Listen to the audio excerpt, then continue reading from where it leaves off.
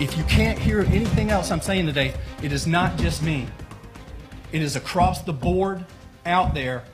We are disgruntled with the leadership of our agency. That emotional testimony and the public resignation from a highway patrol trooper is just part of what has state lawmakers calling for major changes in the Department of Public Safety. Sergeant Watley's resignation, along with a 37-page report from the Inspector General, has some lawmakers calling for a department overhaul. 7 News reporter Katie Solt is in the studio with us tonight to explain what exactly has been detailed in this report. Katie.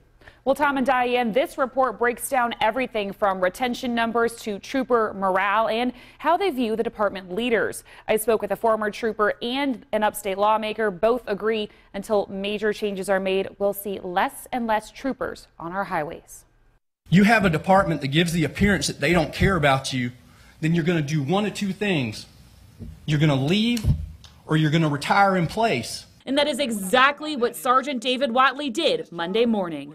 We've been shortchanged by the Department of Public Safety. Spartanburg Representative Eddie Talon was in that meeting, but says this was the final straw. If it's that much distrust and that high of a morale problem, then we've got the wrong leadership. The 37-page report outlines survey questions and numbers, all pointing back to a few main issues. Virtually all staff interviews said morale at the department was at an all-time low, and only 30% of the department is satisfied with the leadership in the agency. You can't have the kind of leadership in a division, in a department like the Department of Public Safety that you have and expect to retain people, expect people to be happy with their work, and expect the public of South Carolina to be safe. The report also shows that 75% of the people who left the department in the last fiscal year were troopers.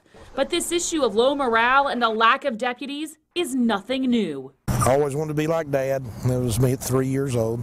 Billy Elder was a trooper for 17 years and comes from a family of troopers. And he says one way to fix the morale issue is to start with hiring and holding on to troopers. If we eliminate the frustration of not having to do 2 and 3 men's jobs by yourself, and if you saw the numbers of the patrol come up, then I think you're going to see the job satisfaction go up as well. But Representative Talon says if things don't change soon, the safety of drivers around the state will be put in jeopardy. We've got a director of DPS that, in my opinion, is not competent in running the Department of Public Safety.